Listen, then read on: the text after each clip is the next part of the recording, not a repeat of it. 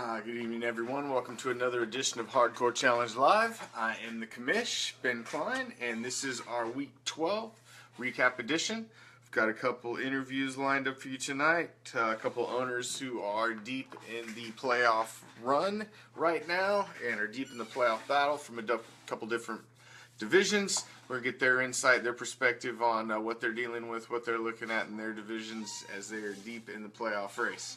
So, Week 12 is in the books. That leaves 2 weeks left in the 2016 Hardcore Challenge regular season. It is really getting critical for some owners as every game counts coming down the stretch here with only 2 weeks left.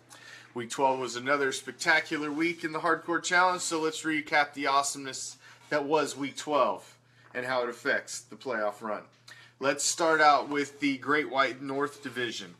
Looking at the Great White North Division, we had Tom, one of our perennial powerhouses, I'm thinking RBs, the first team to clinch a playoff spot, first team to clinch a division crown. We can crown them. They will be the Great White North champion again. That will be 5 division crowns in a row for Tom. That is freaking impressive. Actually, Tom won a division crown 2011, 2012, 2013, 2014, 15, and he just won his 6th straight division crown. That's pretty freaking impressive right there. 6 straight division crowns. Now, they're currently in possession of the #1 seed in the playoffs in a first round bye as well. They've got the best record in the league. They are also still currently on pace to possibly break the regular season scoring record if Tom can maintain just over 170-point average over the next 2 games. Probably needs about 172-point average. It was 170.3 is what he needed to score, averaging over the last 3 games of the season, and he scored 168 last week. So should put him around. He needs to hit about 172, 171, somewhere around there over the next 2 games to break the record. So got to keep an eye on that. Now, Johnsonville Brats is the only team that has really kept a strong playoff dream alive with their huge victory over Skull Crushers. It almost certainly ends Skull Crushers' season as they're barely hanging on to their playoff hopes. And as you'll see later, they are on the bubble, but they are so on the edge of that bubble, ready to pop. They really are the only team who has a chance, but has the worst chance out of really anybody left on the bubble. So, I mean, not exactly the place you want to find yourself. It's not exactly terribly strong. So, now let's move from the north to the dirty south. It has gotten to be a very tight race down the stretch. Beaver Street Roar has claimed the division lead currently, as they are tied with They See Me Rollins, who is sitting at 9-3. They're both 9-3. They have split games thus far, and Beaver Street Roar currently owns the tiebreaker, which has them sitting in first place right now and holding the #2 spot in the playoffs, which garnishes them a first-round bye. So, this leads us into this week's game, which is a huge game between Renegade, Misfits, and Beaver Street Roar that is taking place in the Dirty South. So, moving over to the phone lines, we have Travis Zenner joining us tonight. He is owner of the Renegade Misfits. He has been on with us before. How are we doing this evening, Travis? Good. How are you? I'm doing well. Doing well. Make sure you got you turned up all the way here. All right. So, you finally caught the pack. You caught up to everybody, and then you had a little bump in the road last week. How do you fix things and continue the charge this week with only 2 weeks left, missing one of your biggest weapons in AJ Green? How do you regroup and get ready for the huge matchup against Beaver Street Roar?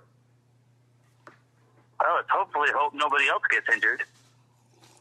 Because I lost another running back or wide receiver yesterday in the Philadelphia game who hurt his ankle, so trying to pick up somebody off the waiver wire and hope for the best. Yeah, you've taken a couple of hits the last few weeks. That's rough coming down the stretch. You both come into this game missing your Titan starting running backs too, although I'm sure it probably hurts Beaver Street Roar more than you because they're missing DeMarco Murray, although you're missing Henry. But it is currently projected to be a very, very close game. Do you agree with this prediction? And do you think you will be able to pull out the win against your division rival? I think it's going to be a close game. I think it's going to come down to one of the defensive players having a good game that nobody sees coming, kind of like this week, that it's just going to be some oddball guy who's going to have a great game, and hopefully it's on my team. So, I mean, obviously you've looked at, where your playoff spot is and how you're looking so far. Do you consider this a must-win this week? I do. I think I still have a good shot, even if I don't win. But it's definitely going to be hard. It'd be nice to take another division rival down, but I don't think it hurts my chances getting into the playoffs. But it's definitely better if I do win. Yeah, absolutely. You would not be mathematically eliminated. It would make it interesting that last week if you lost. That's for sure. Yes. So you're obviously looking at our division. We got 3 teams right now that are very, very close. Any one of the 3 of you could take the division.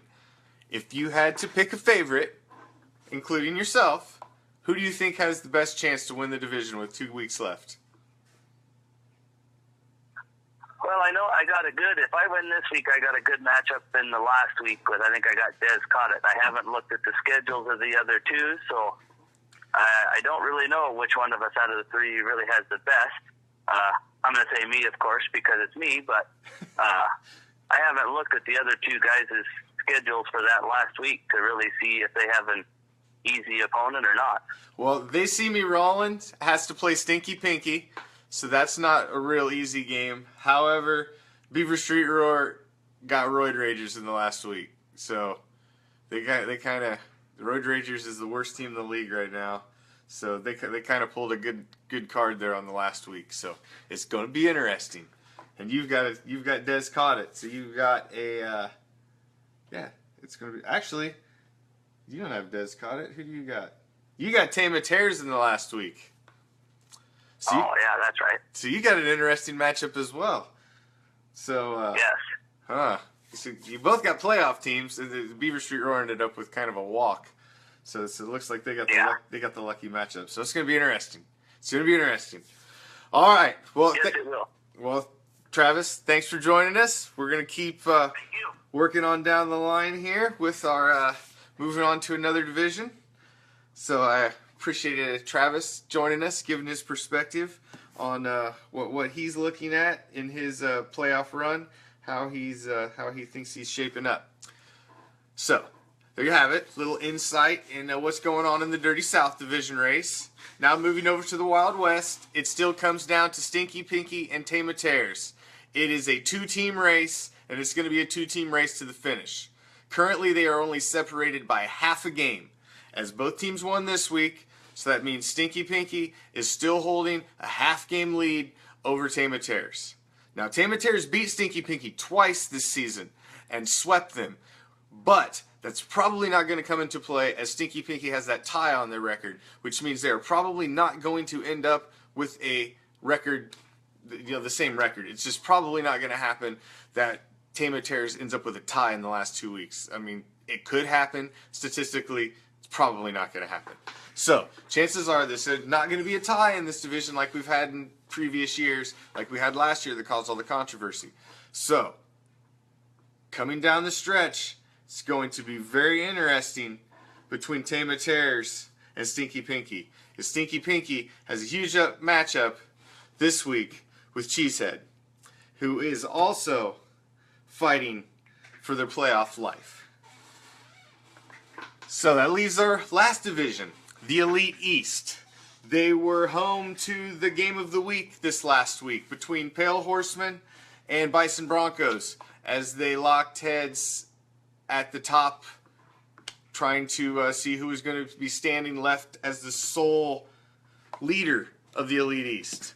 Bison Broncos, the defending champ, continued their very impressive run as they won their 5th straight and took the lead.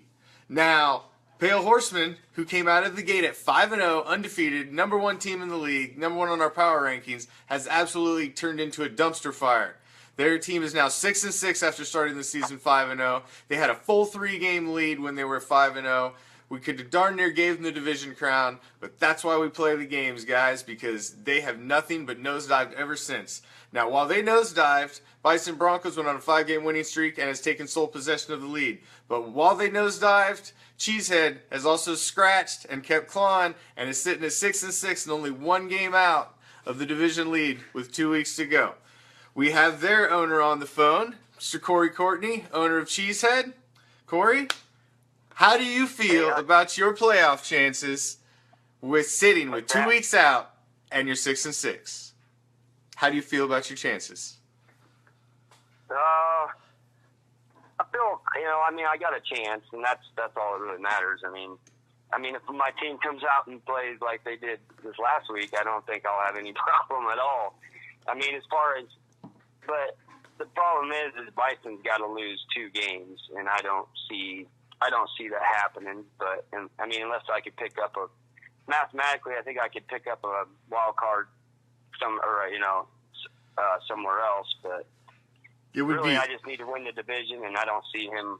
I see him winning the next game. So, and me, I got 2 tough opponents. I got Stinky Pinky, and I'm taking Arby's. So yeah, you got a very tough road.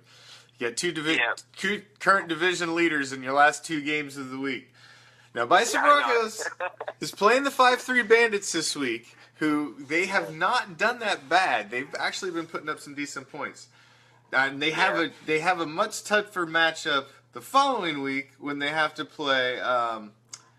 They play Johnsonville Brats the following week. So but it would take him losing both because he owns the tiebreaker against you. So yeah. But like I said, if I could score as many points as I did last week, I'd feel pretty. My chances, I'd feel pretty good about winning both of my games. Oh yeah, but I don't think that'll happen. But well, at least you still have a chance. That's better than what I currently have. I have no chance. That's a good thing. I am sitting without a chance. I have none. Yep. So I've been there many times, man. Yes. I'm actually kind of rooting for you, Corey. We've got you and the Renegade Misfits are both teams that have been in the league quite a while. Neither one of you have made the playoffs, and I hope to hell one of you gets in. If it ain't you, I hope Travis makes it. If it ain't Travis, I'd like to see both of you make it in because neither one of you have ever made it, and it'd be nice to have some new blood in there. But we'll see. So, like you said, your best chance is probably winning the division because at 6-6 right now you're chasing Renegade Misfits, who's 8-4, to grab the last wild card, and they would have to lose all of their games as well. Right. And you'd have to pull out a tiebreaker. And then you've got Tama Tears and Johnsonville Brats at 7-5 actually sitting in between you guys. And they would also have to at least lose 1. And then you'd have to have a tiebreaker. Yeah. Right. Like I said, it's mathematically possible, but it's not looking good. It's not looking good as far as that part goes anyway. But. No, but I tell you what, finishing 8-6 would be a feat in itself, and the way it looks this season is somebody's going to have a really good record and miss the playoffs, and that may be you. That may be you this season, but it might be. but hey, a winning record is a good thing, nonetheless. Yeah. So you can go into 2017 on a high note. Yeah. But all right, well, thanks for taking some time to join us, Corey, giving us your little perspective on your division.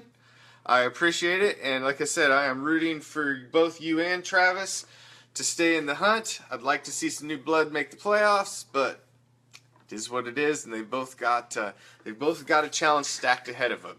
So now let's take a little look at that as I have updated with where we are at with our playoff picture.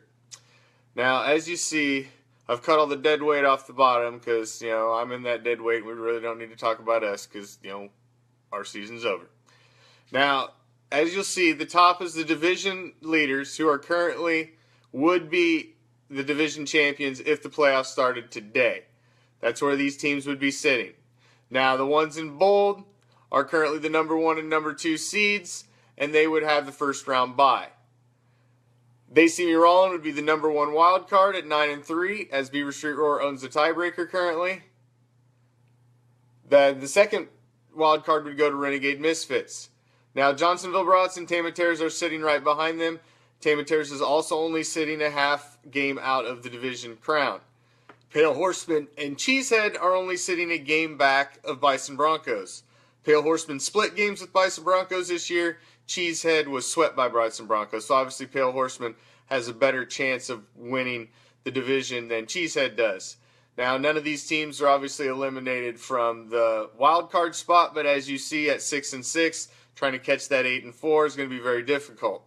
Now, if Renegade Misfits were to lose this week in the big game with Beaver Street Roar, things would become very interesting for that second wild card spot, as Johnsonville Brats and Tama Terrors, if they win, could move into it. Tama Terrors could grab the division crown. Lots of things could still happen, guys. Lots of things could still happen. This is all going to change probably next week, but with only 2 weeks left. We have 3 divisions that we don't know who the heck's going to win. We got 3 divisions. Not only do we not know who's going to win, there's probably going to be teams in those divisions who are right now fighting for a division crown who aren't even going to make the playoffs in all 3 of those divisions. So there are going to be some very unhappy people the next 2 weeks and some very happy people the next 2 weeks. There's probably a team that didn't think they were going to make it that's going to make it. Probably a team that thought for several weeks they were in and are going to slip and miss it. Or kind of what I think is going to happen, I think you're going to get 3 from the Dirty South and you're going to end up with 1 from the West and 1 from the East. And 1 from the North. That's what I think is going to happen. I think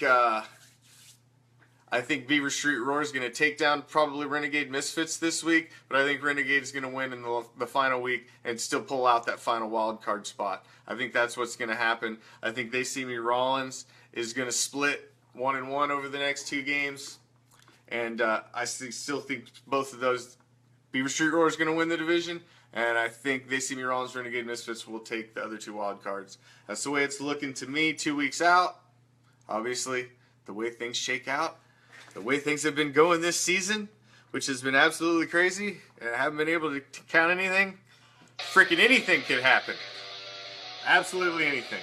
So we spoke to 2 of our owners entrenched deep in the playoff race. So that was, just kind of wanted to pick their brains, see what they were thinking, as they're knee-deep in it. They're living it right now. Make sure you tune in tomorrow night. We're going to unveil and break down our Week 13 game of the week. Man, there are 3 games right now that it is tough to pick between. All 3 have major playoff implications. All 3 could eliminate somebody. Week 13 is here, folks. Are you ready for the challenge? Good luck. Game on.